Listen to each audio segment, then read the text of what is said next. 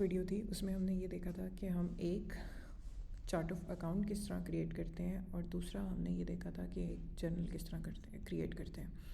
अब हम ये देखेंगे कि हमने एक फ़ी स्ट्रक्चर बनाना है, तो उसके लिए हमें जो जो चीज़ें चाहिए वो हमें क्या रिक्वायर्ड है और हमें क्या उससे पहले कॉन्फ़िगर करना है।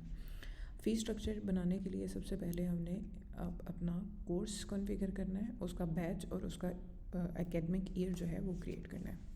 यहाँ पे हमारे पास कोर्सेज़ अगर हम देखें तो कोर्सेज़ ऑलरेडी क्रिएटेड हैं। यहाँ पे अगर नहीं क्रिएट होंगे तो हमने क्रिएट करना है। यहाँ पे अपना कोर्स का नाम आना है, यहाँ पे कोड आना है, यहाँ पे उसकी बाकी पूरी इन्फॉर्मेशन आ जानी है। उसके बाद हमने अपने कोर्स को सेव कर देना है। कोर्स क्रिएट करने के बाद हम उसके बैचेस क्रिएट करेंगे। यहाँ पे जैसे हमने एक बैच क्रिएट किया फॉल 20 या फॉल 2020, यहाँ पे हम अपना बैच क्रिएट कर लेंगे। बैच जैसे ही क्रिएट करते हैं देन हमारा थर्ड स्टेप है कि हमने अपने एकेडमिक ईयर क्रिएट करने हैं। एकेडमिक ईयर मीन्स आपका एक सेशन है वो 2024 टू 2027 चलेगा या 2023 टू 2024 चलेगा। यहाँ पे हमने एक सेशंस क्रिएट किए हुए, जैसे BS है, इसमें हमारे पास 8 सेमेस्टर होते हैं, तो हमने यहाँ पे 8 सेमेस्टर किया है और ये क्रिएट कर दिया है। फॉर एग्जांपल आपने कोई क्रिएट करना है तो यहाँ पे क्रिएट करेंगे, आप उसका नाम रख देंगे, B8 का सेशन रख देते हैं, B.8 SES सेशन। यहाँ पे फॉर एग्जांपल वो टू सेमेस्टर्स का, तो आप 2 सेमेस्टर्स करेंगे। स्टार्टिंग डेट डालेंगे, ये 1 जनवरी से स्टार्ट हो रहा है एंड इसकी जो एंडिंग डेट है वो हमारी फॉर एग्जांपल अगर दिसंबर है और हमने यहाँ पे दिसंबर डाल के क्रिएट टर्म्स किया तो वो आपका ऑटोमेटिकली 2 टर्म्स क्रिएट कर देता है। अब 2 टर्म क्रिएट हो जाते हैं, उसका अपने हिसाब से सेमेस्टर 1 नाम रखें। आप इसके साथ इस तरह कर सकते हैं, इसका एडिट करके आप इसका जो भी नाम रखना चाहें वो रख सकते हैं। B8 का हम B8 सेमेस्टर 1 इसको बोल देते हैं और यहाँ पे इसकी स्टार्ट डेट और इसकी एंड डेट यहाँ पे भी सेशन आ रहा है। अगर इसका पेरेंट टर्म है, जैसे अगर सेकंड सेमेस्टर होगा तो उससे पहले फर्स्ट सेमेस्टर का होना ज़रूरी है, तो आप यहाँ पे एंटर कर देंगे इसमें, क्योंकि ये फर्स्ट सेमेस्टर है, इसका पेरेंट नहीं है, तो हम इसे सेव करके सेव कर देंगे। यहाँ पे हमारे पास आता है, यहाँ पे सेमेस्टर 1 है, हम इसको भी एडिट करके यहाँ पे इसका नाम लिख देते हैं, ये कि B8 का सेमेस्टर 2 है और इसका पेरेंट क्योंकि सेमेस्टर 1 है तो हम यहाँ पे B8 लिखेंगे, तो यहाँ पे आ जाएगा कि हमारा कौन सा इसके साथ इसका पेरेंट टर्म कौन सा है, इसको हम सेव कर देंगे। अब यहाँ पे हमारे पास एक जो एकेडमिक ईयर है वो कंप्लीट बन गया, जिसमें उसका नाम, उसका term structure, starting and ending date and इसके सेशंस जो हैं वो क्रिएट हो गए हैं। देन हमारे पास जो स्टेप आता है, अब हमने फ़ी को कॉन्फ़िगरेशन करना है। यहाँ से हम हमारे पास जो मॉड्यूल है हमारा फ़ी मैनेजमेंट का, फ़ी मैनेजमेंट में आएंगे। यहाँ पे हमने फ़ी स्ट्रक्चर्स जो हैं वो क्रिएट करने हैं। फ़ी स्ट्रक्चर क्रिएट करने से पहले हमने इनकी मतलब फ़ीस हेड एंड फ़ी कोटा बनाने हैं। यहाँ पे आके आपने फ़ी हेड क्रिएट करना है। सबसे पहले आप यहाँ पे फ़ी हेड क्रिएट करेंगे। फ़ी हेड से मुराद है कि आपने ये अकाउंट एडमिशन फ़ीस है, रजिस्ट्रेशन फ़ीस है, ट्रांसपोर्ट फ़ीस है।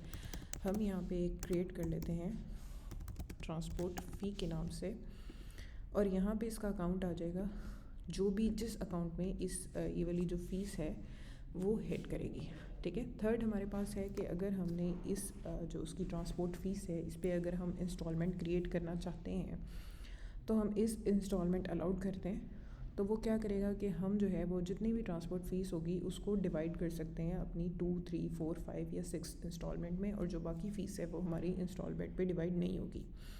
यहाँ पे हमने फ़ी हेड जो है उसका नेम क्रिएट कर लिया।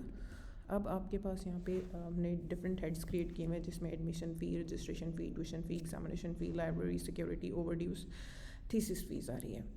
यहाँ पे हमने जितने भी हमारे फ़ी हेड हैं वो क्रिएट कर लेने हैं। फ़ी हेड क्रिएट करने के बाद हमारा जो फ़ी कोटा है वो यहाँ पे होगा। जैसे हमने यहाँ पे क्रिएट करना है, ये कोटा वो कोटा है जिसमें हमने डिस्काउंट्स देने हैं। यहाँ पे हमारे पास जो भी हमने कोटेज आ रहे होंगे, जैसे माइनॉरिटी कोटा को जितना हमने डिस्काउंट देना है वो यहाँ पे आ जाएगा। फॉर एग्जांपल हम माइनॉरिटी कोटा को 2000 डिस्काउंट देते हैं, वो आ जाएगा, या आपकी फ़ीस में जितना भी उसकी अमाउंट से माइनस करना है वो आप यहाँ पे लिख देंगे। जो इसका डिस्काउंट का अकाउंट है वो आप यहाँ पे लगा देंगे। यहाँ पे अगर अकाउंट नहीं क्रिएटेड होगा तो हम यहाँ से भी क्रिएट कर सकते हैं। यहाँ पे आपका क्रिएट का बटन है या क्रिएट एंड एडिट, हम यहाँ पे क्रिएट एंड एडिट रख देंगे और यहाँ पे इसका कोड आ जाएगा। कोड आने के बाद इसकी टाइप जो है वो एक्सपेंस होगी या जो भी आप अपने हिसाब से रख सकते हैं, और हम इसे सेव कर देंगे। ये एक हमने कोटा बनाया माइनॉरिटी, जिसकी अमाउंट जो है वो 2000 है और इस अकाउंट में फॉल करता है। ये हमारे फ़ी कोटा जो थे वो क्रिएटेड हो गए। अब थर्ड हमारा ये स्टेप है कि हमने एक फ़ी स्ट्रक्चर क्रिएट करना है किसी भी सब्जेक्ट के लिए। यहाँ पे हम सब्जेक्ट सेलेक्ट करते हैं,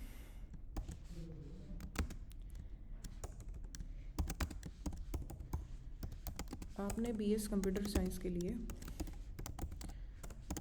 एक क्रिएट करना है। यहाँ पे आप उसका नाम लिखेंगे, जो भी फ़ी का नाम रखना चाहते हैं, बीएस की फ़ीसेस हैं या किसी स्पेसिफिक सब्जेक्ट की फ़ीस हैं, तो आप उसका नाम रखने के बाद यहाँ पे ईयर सेलेक्ट करेंगे। ईयर सेलेक्ट करने के बाद आप इसे सेव करने के बाद अपडेट सेमेस्टर्स पे क्लिक करेंगे। तो ये क्या करेगा, ये जितने भी इस ईयर में, इस एकेडमिक ईयर में जितने भी सेमेस्टर हैं वो ऑटोमेटिकली फेच कर देगा। अब थर्ड स्टेप आपका ये है कि आपने हर सेमेस्टर में करना है, यहाँ पे आप अपनी यहाँ पे फ़ी हेड सेलेक्ट करेंगे और यहाँ पे आप उसकी अमाउंट लिख देंगे कि उसकी कितनी अमाउंट है, एडमिशन फ़ीस कितनी है, रजिस्ट्रेशन फ़ीस कितनी है, रजिस्ट्रेशन फ़ीस, ट्यूशन फ़ीस जो है वो आप आ जाएगी यहाँ पे। उसके बाद जो नेक्स्ट फ़ीसेस हैं वो आप ऐसे ही एंटर करते रहेंगे। ओवरड्यू फ़ीस है, यहाँ पे ओवरड्यू फ़ीस 900 है, और थीसिस फ़ीस कितनी है, थीसिस फ़ीस 8,000 है। ये आपकी फ़र्स्ट सेमेस्टर का जो फ़ीस है वो फ़ी यहाँ पे आ जाएगी। आप इसे जैसे ही क्लोज़ करते हैं तो यहाँ पे इसका टोटल जो है वो आ जाएगा कि कितनी इस सेमेस्टर की टोटल कितनी होती है। आपने यहाँ पे अपडेट सेमेस्टर, अब इसे कंफर्म करेंगे तो ये हमारे पास फ़ीस कंफर्म होके इसका टोटल हमारे पास आ जाता है। ठीक है, अब हमने यहाँ पे जो क्रिएट की थी हम उसे एक बार फिर से ओपन करके देख लेते हैं। ये देखिएगा, यहाँ पे हमारे पास name BS computer science, academic year आ रहा है उसका 2027। अब हम यहाँ पे रीसेट टू ड्राफ्ट करके इसके अपडेट स्टेटस करेंगे तो इसमें भी बाकी जितने भी सेमेस्टर्स हैं क्योंकि उनकी फ़ीस 0 है तो वो इस तरह आ जाएगी। इसे हम यहाँ पे कंफर्म कर देते हैं। कंफर्म करने के बाद आप यहाँ पे जितने भी बाकी जो एलिमेंट्स हैं जैसे third, fourth, fifth, six, seventh, इन सब की एक ही टाइम पे आप इसको स्टोर कर देंगे। स्टोर करने के बाद आपके ये हो गई आपकी फ़ी की कॉन्फ़िगरेशन। अब इसे किसी भी स्टूडेंट के साथ किस तरह अटैच करना है वो at the time of admission registers आपने क्रिएट किए होंगे। यहाँ पे हमारे पास ऑप्शन है एडमिशन जब भी हो रहे होते हैं तो हम जब भी एक बनाते हैं रजिस्टर, उसमें आपने यहाँ पे बना देना है कि हमारा जो रजिस्टर है इसके साथ हमने कौन सा फ़ी स्ट्रक्चर जो है वो अटैच करना है। अब यहाँ पे अगर हम देखें बीएस कंप्यूटर साइंस पे जाते हैं,